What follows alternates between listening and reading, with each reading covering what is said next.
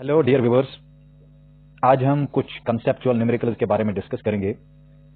हमारे पास पहला जो न्यूमेरिकल है that is a bird perches on a bare high power line and nothing happens to the bird. बोला गया है कि हमारे पास कभी कभी जो हमारे पास वायर्स होती हैं, इलेक्ट्रिक वायर्स जिनमें इलेक्ट्रिसिटी पास होती है, इनका कोई इंसुलेशन नहीं होता है, लेकिन इनके ऊपर कोई बर्ड बैठता है। वो बर्ड जो होता है वो जब इन वायर्स पे बैठता है लेकिन उसको कोई शॉक नहीं लगता है। हालांकि अगर इन्हीं वायर्स के साथ एक आदमी टच करे तो उसे फैटल शॉक लगता है। ऐसा क्यों होता है? चले इसी प्रॉब्लम को देखते हुए हम लोग इसका रीजन ढूंढने की कोशिश करेंगे। देखो बेटा, एक चीज मैं आपको बताऊंगा। यहां पे हमारे पास जो बर्ड वायर पे बैठा हुआ होता है जिसमें करंट पास होती है, लेकिन एक बात तो तय है कि यहां पे बर्ड जो होता है, जो वायर पे बैठा हुआ होता है, इसका सर्किट ग्राउंड के साथ इनकम्प्लीट होता है। मतलब ये कंप्लीट सर्किट नहीं होता है, कंप्लीट सर्किट नहीं होता है। हालांकि अगर इन्हीं वायर्स को कोई आदमी जो है अगर वो इनके साथ टच करे, वो तो ग्राउंड पे बैठा हुआ होता है, अगर वो अपना हाथ इनके साथ टच करे तो उसका सर्किट जो होता है वो कंप्लीट हो जाता है, सर्किट कंप्लीटेड। अगर अब सर्किट कंप्लीट हो गया तो डेफिनेटली यहां से चार्जेस जो हैं वो इस ह्यूमन बॉडी के थ्रू ग्राउंड में चले जाएंगे, जिसकी वजह से इसको शॉक लगता है। लेकिन इस बर्ड को शॉक नहीं लगता है। क्यों नहीं लगता है? वजह क्या है?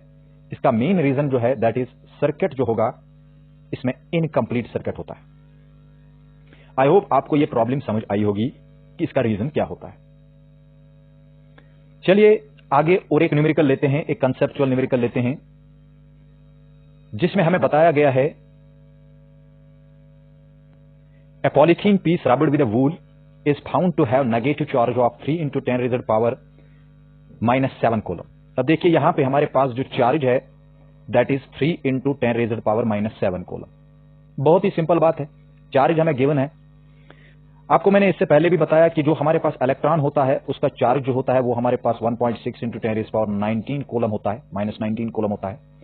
तो पहला जो पॉइंट यहां पे बताया गया है वो है estimate the number of electrons transferred from which to which. जो हमारे पास इलेक्ट्रॉन्स ट्रांसफर हो रहे हैं वो कितने हो रहे हैं और वो कहां से कहां ट्रांसफर हो रहे हैं। देखिए डियर, पॉलीथीन पीस जो है वो रब किया जाता है वूल के साथ, प्रॉब्लम यही बताता है। लेकिन इसके ऊपर नेगेटिव चार्ज डेवलप हो रहा है। किसके ऊपर? पॉलीथीन के ऊपर। इसका मतलब है कि वूल से ट्रांसफर हो गए होंगे इलेक्ट्रॉन्स कहां? पॉलीथीन के ऊपर। अब देखिए अगर पॉलीथीन हमारे पास यहां पे है, ये पॉलीथीन है और यहां पे वूल है, तो ये जो पॉलीथीन है इसके ऊपर नेगेटिव चार्ज डेवलप हुआ और वूल के ऊपर कंफर्म पॉजिटिव चार्ज डेवलप हो गया होगा। इसका मतलब है कि इलेक्ट्रॉन्स जो है वो कहां से कहां ट्रांसफर हो गए होंगे? वूल से किसकी तरफ? पॉलीथीन की तरफ। आई होप ये बात आपको समझ आई होगी। तो पहला पॉइंट जो बता रहा है कि आप बताइए कितने नंबर ऑफ इलेक्ट्रॉन्स ट्रांसफर हो गए होंगे। तो बहुत ही सिंपल है, आपको मैंने अकॉर्डिंग टू क्वांटाइजेशन बताया था कि क्वांटाइजेशन का कंसेप्ट जो है that is Q equal to plus minus NE। अब यहां पे हमारे पास N जो है वो किसके बराबर आएगा? Q डिवाइड बाई E के बराबर आएगा। इसका मतलब है Q हमारे पास चार्ज है that is 3 into 10 raised power -7 divided by electronic charge जो हमारे पास है 1.6 into 10 raised power -19। बहुत ही सिंपल है, 3 डिवाइडेड बाई 1.6 ले लेंगे, उसके बाद 10 रेज़ड पावर -7 ले लेंगे इंटू 10 रेज़ड पावर +19। इसका मतलब है कि हमारे पास 3 डिवाइडेड बाई 1.6 आ जाएगा, उसके बाद 10 रेज़ड पावर, अगर 19 में 7 को निकालेंगे तो इसका मतलब है कि 12 रह जाएगा। आई होप यहां तक आपको समझ आया होगा। अब अगर हम 3 डिवाइडेड बाई 1.6 को देखेंगे तो वो वहां पे हमारे पास आता है 1.8 इंटू 10 रेज़ड पावर 12। तो इतने नंबर ऑफ इलेक्ट्रॉन्स जो होंगे वो ट्रांसफर हो गए होंगे कहां से? From wool to the polythene. ये रहा हमारे पास पहला जो हमारे पास इसमें क्वेश्चन बताया गया था कि आप एस्टिमेट कीजिए कि कितने नंबर ऑफ इलेक्ट्रॉन्स जो है वो ट्रांसफर हो गए होंगे। तो हमारे पास ट्रांसफर हो गए होंगे 1.8 इंटू 10 रेज़ड पावर 12 इलेक्ट्रॉन्स। चलिए हम लोग दूसरे पॉइंट को लेते हैं कि यहां पे बताया गया है is there a transfer of mass from wool to polythene. क्या पॉलीथीन जो है उसके पास कोई मास एक्स्ट्रा आया होगा, या हम ऐसी बात करेंगे कि जो वूल है क्या वहां से ट्रांसफर हो गया होगा कोई मास, वो भी देखेंगे। तो आप मुझे बताइए मास जो होगा, मास जो है वो डेफिनेटली ट्रांसफर हो गया होगा वूल टू द पॉलिथीन, लेकिन कितना ट्रांसफर हो गया होगा? नंबर ऑफ इलेक्ट्रॉन्स, जितने नंबर ऑफ इलेक्ट्रॉन्स ट्रांसफर हो गए होंगे, देखिए हमारे पास नंबर ऑफ इलेक्ट्रॉन्स जो है वो कितना यहां पे आ गया है, वो हमने ऊपर निकाला कि एस्टिमेट किया कितना नंबर ऑफ इलेक्ट्रॉन ट्रांसफर हुआ। तो number of electrons into mass of electron, mass of electron, इसका मतलब है कि नंबर ऑफ इलेक्ट्रॉन्स हमारे पास है 1.8 इंटू 10⁻12 इंटू साथ में हमारे पास मास ऑफ इलेक्ट्रॉन जो है वो है 9.11 इंटू 10⁻−31 kg। तो ये जो हमारे पास है 1.8 इंटू 9.11 11 इंटू 10⁻12 इंटू 10⁻−31। अब यहां पे देखिए ये 1.8 हमारे पास है इंटू 9 इंटू 10⁻−31 में 12 अगर निकालेंगे तो हमारे पास बच जाएंगे -19। अब देखिए यहां पे हमारे पास ये जो 9 है इसको 1.8 के साथ अगर मल्टीपल करेंगे तो हमारे पास आएगा 1.62, 16 पॉइंट आ जाएगा 16 पॉइंट। अब यहां पे देखिए ये आ जाएगा 16.2 इंटू 10⁻−19। देखिए ये जो हमारे पास है दिस विल बिकम, अब इस पॉइंट को अगर हम लोग मूव करेंगे दैट इज 1.62 इंटू 10⁻−19 इंटू 10⁻। अब देखिए लेफ्ट साइड मैंने मूव किया, इसका मतलब है लेफ्ट साइड हम लोग पॉजिटिव लेते हैं, तो हमारे पास क्या आ जाएगा दैट इज 1.62 इंटू 10⁻−18। इसका इतना मास ट्रांसफर हो गया होगा। कहां से मास ट्रांसफर हो गया होगा? That is from wool to the polythene. I hope ये बात आपको समझ आई होगी। यहां पे हमने 9.11 को 9.11 जो है इसको मैंने अप्रॉक्सीमेटली 9 ले लिया, तो 9 को मैंने यहां पे 1.8 के साथ मल्टीपल किया, उसके बाद वो आ जाएगा 16.2। इसका मतलब 9 इंटू 8 बनेगा 72, तो यहां पे 2 आ जाएगा, 7 कैरी आ जाएगा, 9 1 is 9 और उसके बाद +7 कितना बनेगा 16, तो 16.2 आ जाएगा। उसके बाद पॉइंट को मैंने लेफ्ट साइड मूव किया, तो उसके बदले मैंने 10⁻1 को मल्टीपल कर दिया। आई होप ये बात आपको समझ आई होगी। अब देखिए हमारे पास जो न्यूमेरिकल है दैट इज व्हेन अ गिलास रॉड इज रब्ड विद सिलिक। अगर गिलास रॉड को हम लोग सिलिक के साथ रब करेंगे, charges appear on both, charges दोनों पे बनेंगे। A similar phenomena is observed with many other pairs of bodies. ऐसा ही फिनोमेना बहुत सारे बॉडीज पे, जो हम दो बॉडीज पेयर में लेते हैं, उन पे भी अप्लाई होता है। Explain how this observation is consistent with the law of conservation of charge. देखिए अगर मैं आपको एक पॉइंट बताऊंगा, यहां पे अगर हमने ए बॉडी ले लिया, उसके बाद हमने दूसरा बॉडी ले लिया, यहां पे बी बॉडी है, इन दोनों को मैंने रब किया। जब मैंने इनको रब किया उसके बाद सपोज मैं मानता हूं कि यहां से इलेक्ट्रॉन ट्रांसफर हो गए, उसके बाद वही 2 इलेक्ट्रॉन्स जो है इसमें एब्जॉर्ब हो गए। इसका मतलब है इस पे आ जाएगा बी नेगेटिव नेगेटिव और यहां पे आएगा ए पॉजिटिव पॉजिटिव। इसका मतलब है 2 इलेक्ट्रॉन यहां से ट्रांसफर हो गए। लेकिन ओवरऑल मुझे बताइए, जब हम लोग रबिंग करते हैं हमारे पास ओवरऑल नेट चार्ज जो होता है, वो नेट चार्ज क्या बनता है? नेट चार्ज हमारे पास बनता है 0। क्या बनता है? 0। इसका मतलब है कि चार्ज तो हमारे पास यहां पे क्रिएट हो गया, लेकिन क्रिएट हो गया equal in magnitude, opposite in direction. यानी चार्जेस जो है वो यहां पे charges are created in equal magnitude. एक तो आ जाएगा इक्वल मैग्नीट्यूड में और साथ में क्या आएगा? And opposite in direction, opposite in sign, opposite in sign. तो हमारे पास नेट चार्ज क्या होगा? नेट चार्ज जो होगा वो नेट चार्ज हमारे पास 0 होगा।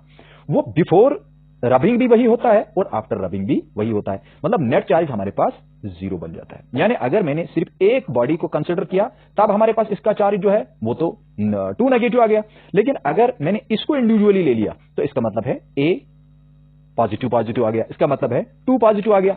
लेकिन अगर दोनों को कंसिडर करेंगे, इसका मतलब है दोनों को अगर कंसिडर करेंगे तो हमारे पास दोनों को कंसिडर करने पे हमारे पास चार्ज जो है वो ओवरऑल नेट चार्ज जो है वो 0 आता है। क्या होता है? 0 आता है। इसका मतलब है कि यहां पे ये एक्सप्लेन हो रहा है कि ये जो यहां पे ऑब्जर्व हमें हो रहा है, यही चीज जो होता है इसको बोलते हैं ये कंसिस्टेंट है। किसके साथ? With the law of conservation of charge. यानी चार्ज जो है, charge can not be created, charge can not be created, can not be created. ना तो क्रिएट होता है, नॉट डिस्ट्रॉयड, ना तो डिस्ट्रॉय होता है। देखो बेटा, अगर चार्ज एक जगह पे हमारे पास ए प्लस प्लस आया लेकिन दूसरी जगह नेगेटिव नेगेटिव आया, इसका मतलब है अगर 2 इलेक्ट्रॉन्स ट्रांसफर हो गए एक बॉडी से तो दूसरे बॉडी में वही 2 इलेक्ट्रॉन्स एब्सॉर्ब हो गए। इस चीज को आपको समझना है। इसी चीज को बोलते हैं law of conservation of charge. Law of conservation of charge जो है वो हमेशा यहां पे क्या होता है? वो कंसिस्टेंट होता है। यानी वो डेफिनेटली अप्लाई होना चाहिए। अगर यहां पे प्लस प्लस अप्लाई हुआ तो डेफिनेटली दूसरे बॉडी में नेगेटिव नेगेटिव अप्लाई ये वहां पे प्रोड्यूस होगा। अगर मान लीजिए यहां पे ए प्लस प्लस प्रोड्यूस हुआ तो यहां पे बी नेगेटिव नेगेटिव प्रोड्यूस होगा। अगर मान लीजिए यहां पे 3 पॉजिटिव प्रोड्यूस होता तो यहां पे 3 नेगेटिव प्रोड्यूस होता है। इसका मतलब चार्ज क्रिएट जो है वो इक्वल इन मैग्नीट्यूड होता है बट अपोजिट इन साइन होता है। तो इस चीज को आपको याद रखना है कि अगर ग्लास रॉड को रब करेंगे सिलिक के साथ, ये पता है हमें कि चार्जेस वहां पे दोनों पे डेवलप होंगे, लेकिन इस फिनोमेना को अगर हम लोग देखेंगे तो हमारे पास ये फिनोमेना जो है हर दो बॉडीज पे, जो भी हम पेयर्स में बॉडीज ले लेंगे उस पे भी ये ऑब्जर्व होता है, उस पे भी ये ऑब्जर्व होता है। यानी जो चार्ज एक बॉडी पे डेवलप होगा उसका मैग्नीट्यूड जो होगा वो कंफर्म दूसरे बॉडी के चार्जेस के मैग्नीट्यूड के बराबर होगा, but opposite in sign, opposite sign होगा, लेकिन साथ में वो जो मैग्नीट्यूड होगा वो तो सेम होगा बट हमारे पास साइन अपोजिट होगा। और दूसरी बात ये कि यहां पे अगर पॉजिटिव डेवलप होगा तो यहां पे नेगेटिव डेवलप होगा, अगर यहां पे पॉजिटिव डेवलप होगा तो यहां पे नेगेटिव डेवलप होगा। आई होप ये बात आपको समझ आई होगी कि दोनों बॉडीज जो है लॉ ऑफ कंजर्वेशन को ओबे करती है और इस फिनोमेना को ये यहां पे कंसिस्टेंट होता है इन दो बॉडीज के ऊपर, law of conservation of charge. I hope ये बात आपको समझ आई होगी। चलिए और एक न्यूमेरिकल लेते हैं, explain the meaning of the statement elect, बहुत ही इंपॉर्टेंट न्यूमेरिकल्स है ये, बहुत ही कंसेप्चुअल न्यूमेरिकल्स है। Explain the meaning of the statement electric charge of a body is quantized. ये आपको एक्सप्लेन करना है कि क्वांटाइजेशन का कंसेप्ट क्या है, और उसके बाद बताया गया है why can one ignore quantization of electric charge when dealing with macroscopic means large scale charges. यानी मैक्रोस्कोपिक कंडीशन पे हम लोग क्यों इस क्वांटाइजेशन को इग्नोर करते हैं, बहुत इंपॉर्टेंट। पहले मैं आपको क्वांटाइजेशन के बारे में बताऊंगा। देखो आपको मैंने इससे पहले भी बताया क्यू जो हमारे पास होता है that is Q is equal to plus minus N E. अब देखिए यहां पे हमारे पास प्लस माइनस होता है, ये जो प्लस माइनस है, प्लस क्या इंडिकेट करता है, प्लस इंडिकेट करता है ये हमारे पास प्रोटॉन्स यानी पॉजिटिव चार्जेस की बात है, और नेगेटिव हमारे पास जो है ये इलेक्ट्रॉन्स की बात कर रहा है। तो मतलब अगर एक बॉडी हमारे पास है, दूसरी बॉडी अगर हमारे पास है, मैंने आपको लॉ जो हमारे पास पढ़ा था that is theory of electrification, उसमें मैंने बोला था आपको कि इलेक्ट्रॉन जो होता है वो ज्यादा मोबाइल होता है, वही एक बॉडी से दूसरी बॉडी में ट्रांसफर होता है। ये बात आपको याद रखनी। अब देखिए ये जो इलेक्ट्रॉन ट्रांसफर हो जाएगा ना, ये हमेशा या तो एक ट्रांसफर होगा, या तो दो ट्रांसफर होंगे, या तो तीन ट्रांसफर होंगे, या तो चार ट्रांसफर होंगे, या तो 5 ट्रांसफर होंगे, कभी भी ये 5.2 ट्रांसफर नहीं होगा। इसका मतलब यहां 5.1 को हम लोग ले लेंगे क्योंकि यहां पे हम लोग पूरे तरीके से क्लियर करेंगे। अगर मैं आपको बताऊं 5.1 जो है ये 5.1 इलेक्ट्रॉन ट्रांसफर नहीं होगा। ये यहां पे फ्रैक्शन में कभी भी मैं आपको एक चीज बताऊंगा, बताओ ये जो हमारे पास इलेक्ट्रॉन है क्या ये 0.5 निकलेगा? इज इट ट्रू 0.5 हमारे पास इलेक्ट्रॉन ट्रांसफर होगा एक बॉडी से दूसरी बॉडी की तरफ? नहीं, ऐसा पॉसिबल नहीं है। ये जो हमारे पास n है ना, इसको बोलते हैं इंटीग्रल नंबर। क्या बोलते हैं? Integral number. इसका वैल्यू जो हमेशा होगा या तो इसको 1 होगा, या तो 2 होगा, या तो 3 होगा, या तो 4 होगा, या तो 5 होगा। उसके बाद E जो रिप्रेजेंट कर रहा है ये हमारे पास होता है इलेक्ट्रॉनिक चार्ज। इसको क्या बोलते हैं? Electronic charge. इसको बोलते हैं इलेक्ट्रॉनिक चार्ज। और इसका वैल्यू जो होता है वो मैंने बार बार आपको बताया 1.6 × 10⁻⁹ कोलम। ये बात आपको समझ आई होगी। इस चीज को, इस स्टेटमेंट को हम लोग बोलते हैं क्वांटाइजेशन। क्या बोलते हैं? क्वांटाइजेशन। तो क्वांटाइजेशन में हमारे पास पैकेट्स में तो निकल रहे हैं, लेकिन या तो निकलेगा 1, या तो निकलेगा 2, या तो निकलेगा 3, या तो निकलेगा 4, या तो निकलेगा 5। तो इसका मतलब है इंटीग्रल नंबर में हमेशा इलेक्ट्रॉन निकलेगा, वो कभी भी 5.1 नहीं निकलेगा, वो कभी भी 0.5 नहीं निकलेगा। आपको बात समझ आ रही है? नहीं समझ आ रही है? मुझे ये उम्मीद है कि आपको ये बात समझ आई होगी, क्योंकि ये बहुत ही इजी कंसेप्ट है कि n जो है that is very important factor in case of quantization. कभी कभी पूछा जाता है कि आप बताइए इंपॉर्टेंट फैक्टर कौन सा होता है क्वांटाइजेशन में? इंपॉर्टेंट फैक्टर कौन है? इंपॉर्टेंट फैक्टर हमारे पास क्वांटाइजेशन में n है। तो यही n जो है it plays very important role, यानी it plays very important role. ये आपको याद रखना है, it plays very important role. ये वेरी इंपॉर्टेंट रोल निभा रहा है यहां पे, क्योंकि इसी का जो वैल्यू होगा वो 1, 2, 3, 4 हो सकता है, कभी भी इसका वैल्यू फ्रैक्शन में नहीं हो सकता है। आई होप ये बात आपको समझ आई होगी। चलिए अब हम देखते हैं कि वाई हम लोग, ऐसा क्यों होता है कि मैक्रोस्कोपिक लेवल पे हम लोग क्या करते हैं, इसको इग्नोर करते हैं। देखो बेटा, अगर हम लोग कोई चार्जेड बॉडी ले लेंगे, इस पे चार्ज बहुत ज्यादा है, क्या है? हाई चार्ज है, ठीक है। अब आप मुझे बताइए कि अगर मैं इसके कंपैरिजन में, हाई चार्ज के कंपैरिजन में इलेक्ट्रॉन का चार्ज ले लूं, इलेक्ट्रॉनिक चार्ज ले लूं, तो मुझे बताइए इलेक्ट्रॉनिक चार्ज जो है, अगर इलेक्ट्रॉनिक चार्ज को देखेंगे तो दैट इज 1.6 × 10⁻⁻⁹ कोलम। खुद देखिए कितना कम चार्ज है ये। अगर ये ट्रांसफर हो गया, सपोज एक बॉडी में एक इलेक्ट्रॉन ट्रांसफर हो गया, कितना हो गया? एक बॉडी में एक इलेक्ट्रॉन ट्रांसफर हो गया। अगर मैं आपको बताऊं यहां पे एक इलेक्ट्रॉन ट्रांसफर हो गया, इसका मतलब है कि ये तो हमारे पास माइक्रोस्कोपिक लेवल में हमारे को दिख रहा है कि इलेक्ट्रॉन ट्रांसफर हो गया, बट मैक्रोस्कोपिक लेवल में अगर हम लोग बहुत सारा हमारे पास चार्ज है, उसमें एक इलेक्ट्रॉन ट्रांसफर हो गया, तो क्या वो हमारे को इग्नोर करना है या उसको इनकाउंटर करना है या उसको हमें लेना है इन कंसिडरेशन। क्यों ले लेंगे कंसिडरेशन? बिकॉज हम लोगों के पास मैक्रोस्कोपिक कंसेप्ट है, यानी बहुत सारा चार्ज जो है, अगर मैं आपको बताऊं यहां पे चेंज तो आ गया, इसका मतलब है अगर यहां पे बहुत ज्यादा चार्ज है, यानी हमारे पास 1000 कूलम चार्ज है, अगर 1000 कूलम चार्ज है तो इसमें एक इलेक्ट्रॉन ट्रांसफर हो गया, इसका मतलब है ये बहुत ही कम चार्ज है एज कंपेयर टू 1000 कूलम। आपको बात समझ आ रही है? मेरा कांसेप्ट समझिए। यानी मैं आपको बता रहा हूं मेरे पास 1000 कॉलम है, तो 1000 कॉलम में अगर मैं आपको बताऊं कि कितने नंबर ऑफ इलेक्ट्रॉन्स होंगे, मैंने आपको बोला था कि 1000 कॉलम में, कॉलम तो हमारे पास ये है, इंटू 10, कितना हमारे पास एक कॉलम में हमारे पास कितने इलेक्ट्रॉन्स होते थे? 6.25 इंटू 10 रेज़ पावर 18। अब आप खुद बताइए कितने इलेक्ट्रॉन्स हमारे पास है। इतने सारे इलेक्ट्रॉन्स में अगर एक इलेक्ट्रॉन ट्रांसफर हो गया तो क्या हम उसको कंसिडर करेंगे? क्या उसको कंसिडर करने के मतलब क्या ये सही बात है कि उसको कंसिडर करेंगे? माइक्रोस्कोपिक लेवल पे उसको कंसिडर कर सकते हैं, बट मैक्रोस्कोपिक लेवल पे उसको कंसिडर नहीं करेंगे। इसलिए मैक्रोस्कोपिक लेवल जो है उस लेवल पे हम लोग इसको इग्नोर करते हैं, क्वांटाइजेशन को इग्नोर करते हैं, जो मैक्रोस्कोपिक लेवल है। बात समझ आई होगी आपको? आई होप ये बात आपको समझ आई होगी कि माइक्रोस्कोपिक लेवल पे हम लोग इसको कंसिडर करते हैं, बट मैक्रोस्कोपिक लेवल पे इसको कंसिडर नहीं करते हैं। आई होप ये बात आपको समझ आई होगी। चलिए इस न्यूमेरिकल को लेते हैं।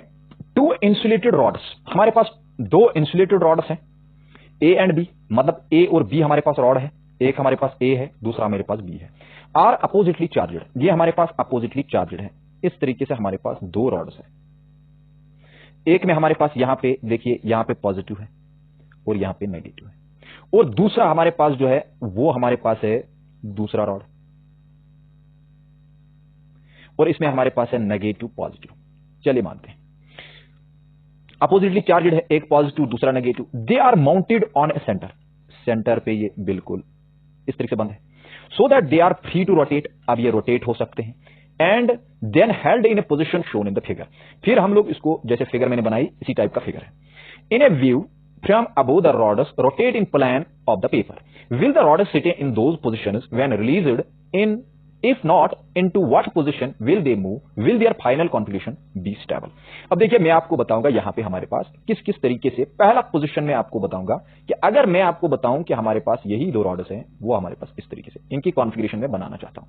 अगर यहां पे ऊपर पॉजिटिव है और नीचे भी हमारे पास नीचे नेगेटिव है, और बीच में हमारे पास ये बंद है, इस तरीके से यहां पे रॉड है, दूसरा रॉड इस तरीके से रॉड है, यहां पे हमारे पास पॉजिटिव है और यहां पे हमारे पास नेगेटिव है। मैं बता रहा हूं कि अगर इफ की बात मैं करूंगा, अगर if is very important here is, that is अगर पॉजिटिव ने पॉजिटिव को रिपेल किया और नेगेटिव ने नेगेटिव को रिपेल किया, इसका मतलब क्या है कि ये तो स्टेबल हो जाएगा, ये पोजीशन तो स्टेबल है, इसको फर्स्ट पोजीशन कहेंगे। क्यों स्टेबल है? क्योंकि यहां पे पॉजिटिव पॉजिटिव को धक्का दे रहा है और नेगेटिव नेगेटिव को धक्का दे रहा है, तो ये तो बात क्लियर है। अगर मैं दूसरा पॉइंट आपको बताऊं कि यहां पे दूसरी पोजीशन इसकी मैं ले लूंगा कि हमारे पास इस तरीके से सारे कॉन्फ़िगरेशन में बनाऊंगा, अरेंजमेंट बोलते हैं उसको। अगर ये पॉजिटिव है, ये नेगेटिव है, और इस तरीके से यहां हमारे पास नेगेटिव है, यहां पॉजिटिव है। मैं कहूंगा कि अगर हम ऐसा कहेंगे, इफ इस पॉजिटिव और नेगेटिव जो ऊपर हमारे पास है, अगर मैं कहूं कि यहां पे नीचे वाले जो पॉजिटिव नेगेटिव है, इसने इसको अट्रैक्ट किया, इसने इसको अट्रैक्ट किया, अगर इसने इसको अट्रैक्ट किया, इसका मतलब है कि नेक्स्ट कॉन्फ़िगरेशन जो है वो हमारे पास इस तरीके से होगा, तो इसको हम बोल सकते हैं अनस्टेबल। क्या बोलेंगे? अनस्टेबल। इफ की मैं बात कर रहा हूं, याद रखना, यहां पे पॉजिटिव ने आपस में रिपेल किया तो हमारे को स्टेबल कॉन्फ़िगरेशन मिला, उसके बाद दूसरा कॉन्फ़िगरेशन हमारे पास अनस्टेबल रहा। क्यों? क्योंकि मैं कह रहा हूं कि अगर इस पॉजिटिव और नेगेटिव ने आपस में क्या किया, अट्रैक्ट किया, तो कंफर्म ये अनस्टेबल रहेगा, और ऊपर वाले 2 जो है उनका अट्रैक्शन डोमिनेंट नहीं है। ये भी बात याद रखना, मैं इफ कह रहा हूं, इफ इज वेरी इंपॉर्टेंट। मैं कह रहा हूं अगर नीचे वाले 2 पॉजिटिव और नेगेटिव जो है, अगर इन दोनों ने अट्रैक्ट किया, इनका अट्रैक्शन अगर ज्यादा होगा तो ऊपर वाले का अट्रैक्शन एज कंपेयर टू ये कम होगा, तब ये अनस्टेबल होगा, तब ये अनस्टेबल होगा। अगर आप कहोगे कि नहीं सर, पॉजिटिव और नेगेटिव ऊपर जो हमारे पास है उनका भी तो वही अट्रैक्शन है, तब तो मैं नहीं कह सकता हूं ये अनस्टेबल है।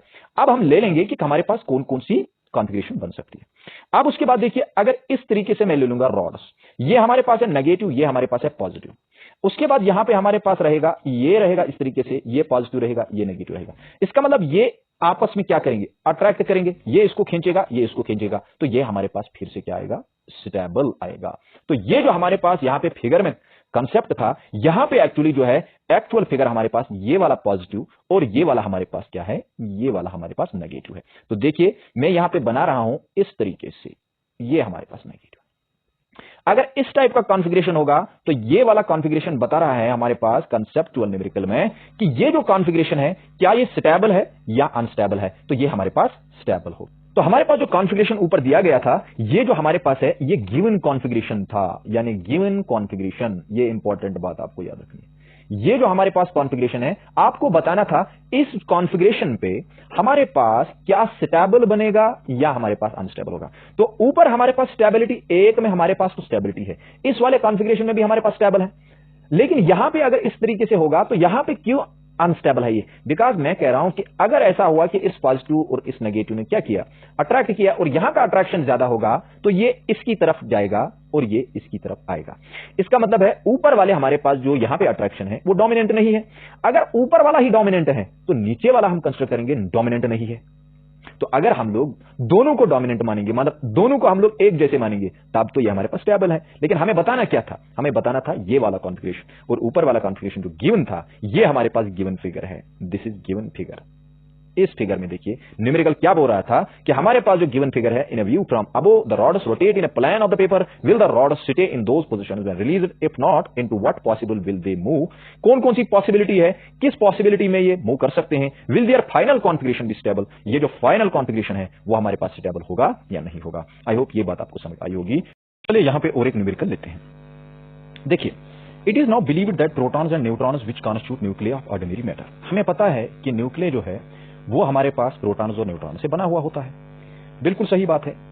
लेकिन ऑफ ऑर्डिनरी मैटर, यानी कोई भी मैटर जो होगा जो हम लेते हैं, are themselves built of more elementary units, यानी ये जो न्यूक्लिय हमारे पास जिसमें प्रोटॉन्स और न्यूट्रॉन्स होते हैं, ये प्रोटॉन्स और न्यूट्रॉन्स एक एलिमेंट्री यूनिट्स ऑफ यूनिट से बने हुए होते हैं, जिनको हम लोग क्वार्क बोलते हैं। क्या बोलते हैं? क्वार्क बोलते हैं। ये आपको याद हो। अब देखिए, आपने क्वार्कस के बारे में सुना होगा।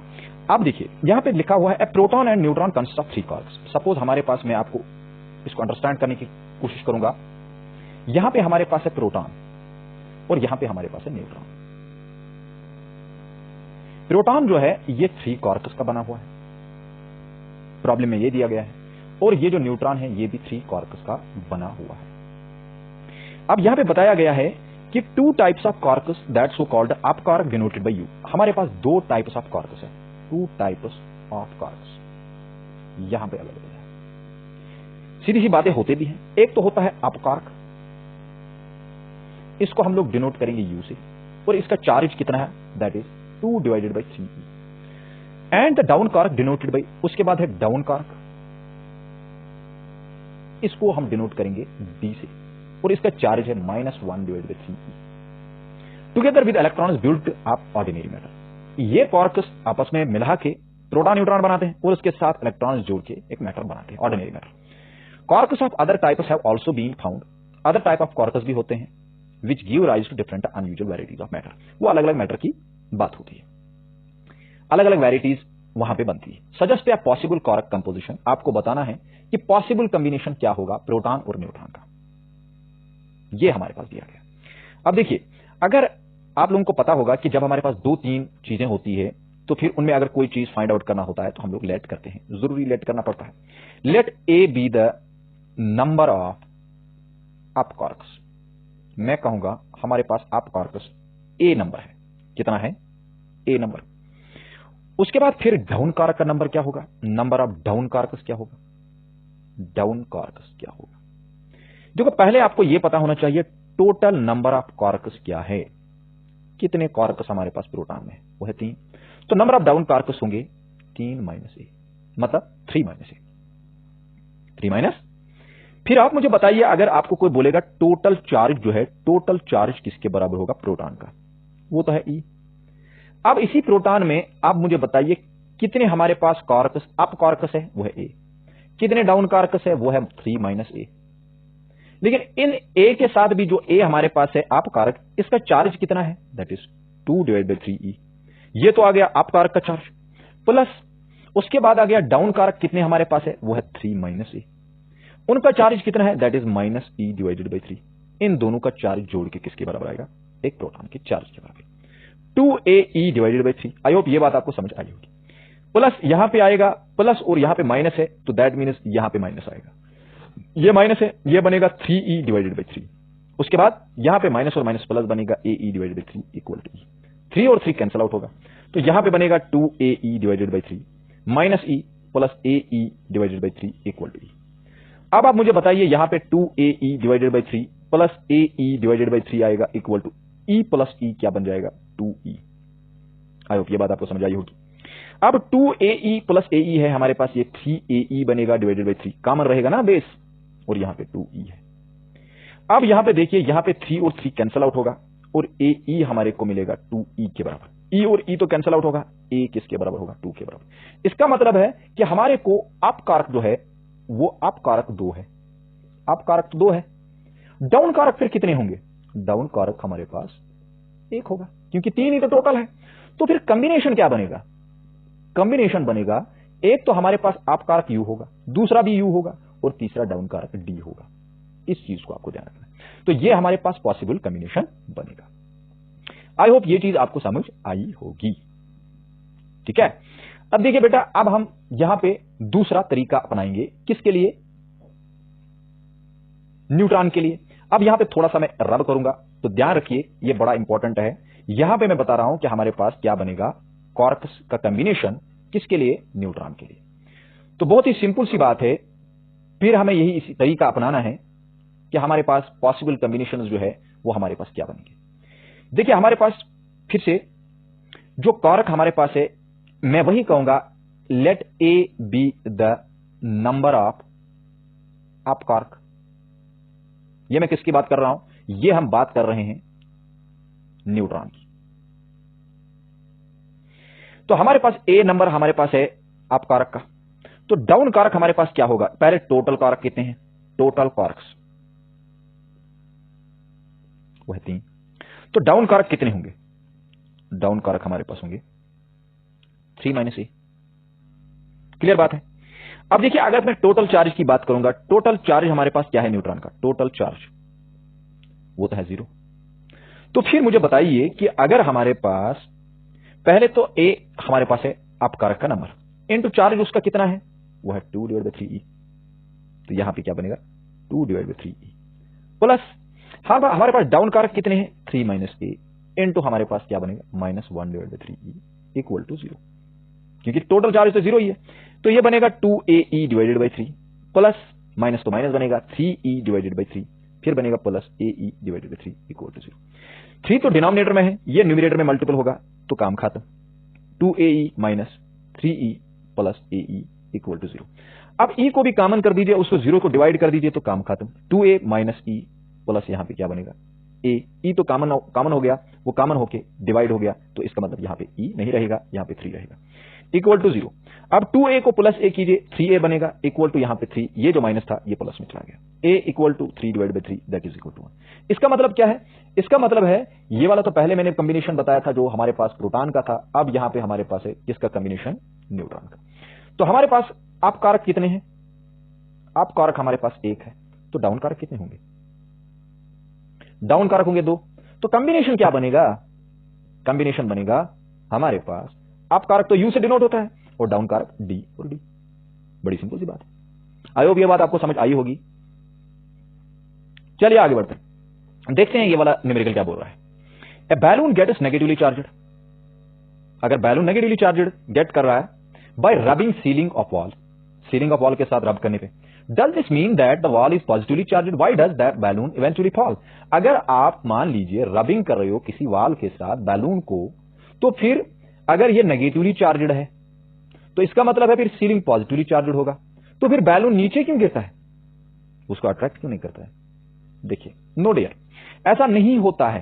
एक्चुअली देखो क्या होता है, हमारे पास जब बैलून नेगेटिवली चार्जड होता है ना, ये अपना इंड्यूस कर रहा है चार्ज किस पे, इस वॉल पे, इस दीवार पे पॉजिटिव चार्ज इंड्यूस कर रहा है। माना मैंने कि वो उसको अट्रैक्ट करेगा, बिल्कुल अट्रैक्ट करेगा, बट देखो प्रॉब्लम क्या है, यहां पे एयर है ना, यहां पे एयर की मैं बात करूंगा, क्या एयर में अगर आयन्स होंगे, सपोज ये नेगेटिवली चार्जड है, अगर इस एयर में हमारे पास कुछ पॉजिटिव आयन्स होंगे तो ये इस नेगेटिव चार्जेस को क्या करेगा, न्यूट्रलाइज कर देगा, क्या करेगा, न्यूट्रलाइज करेगा, जिसकी वजह से ये इस पे जो नेगेटिव चार्जेस हैं वो धीरे धीरे क्या हो जाएंगे, कम हो जाएंगे, यानी खत्म हो जाएंगे, यानी आफ्टर सम टाइम क्या हो जाएंगे, after some time charges charge vanishes. जब वो वैनिश हो जाता है उसके बाद ग्रेविटी एक्सर्ट होती है और इसके बाद ये ग्राउंड पे नीचे आता है। ऐसा नहीं होता है कि आप बोलोगे यहां नेगेटिव चार्ज, ये मैंने माना ये नेगेटिव चार्ज है, बट बेटा क्या होता है कि ये इंड्यूस करता है अपने चार्जेस को किस पे, दीवार पे। या तो हम ये कहेंगे कि इसमें हमारे पास एयर जो होता है, ये वाला भी रीजन है कि इसका जो हमारे पास एयर पोर्शन होता है बाहर, उसमें कुछ पॉजिटिव आयन्स होते हैं। उन पॉजिटिव आयन्स के जरिए इस पे जो नेगेटिव चार्जेस होते हैं वो क्या हो जाते हैं, न्यूट्रलाइज हो जाते हैं, जिसकी वजह से इसका चार्ज जो है वो वैनिश हो जाता है और वो किस पे गिरता है, फिर वापस गिरता है। आई होप ये बात आपको समझ आई होगी। आज के लिए इतना रखते हैं। बहुत ही लंबा लेक्चर हो गया, बहुत ही लंबा डिस्कशन हमने किया इन परसेप्चुअल न्यूमेरिकल्स के बारे में। आई होप आपको बहुत ज्यादा मजा भी आया होगा। तो मजा आने के साथ साथ आपको इस वीडियो को शेयर भी करना है, लाइक भी करना है और हमारे चैनल को सब्सक्राइब भी करना है, जिसकी वजह से हमें मोटिवेशन मिलता है और हम लोग आपके लिए कुछ अच्छे अच्छे न्यूमेरिकल्स और लाने की कोशिश करते हैं। और आगे हम लोग कुछ टॉपिक्स के बारे में डिस्कस करेंगे। तो फिर उसके साथ साथ हम लोग न्यूमेरिकल करते रहते हैं। हम पहले टॉपिक्स को डिस्कस करते हैं, उसके बाद न्यूमेरिकल्स को डिस्कस करते हैं, ताकि हमें कहीं पे कोई कंफ्यूजन ना रहे। Thank you to all of you.